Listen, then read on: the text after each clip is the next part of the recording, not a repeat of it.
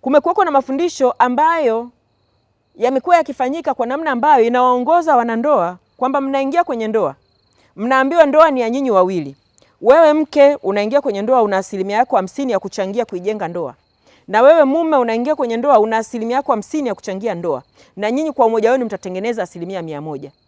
Mimi naomba leo niseme kwamba hiyo sio formula ya Mungu. Maana hapo tumetoka kwenye 100% jumlisha 100% ni sawa na 100%. Tumetoka kwenye 1 jumlisha 1 ni sawa na 1.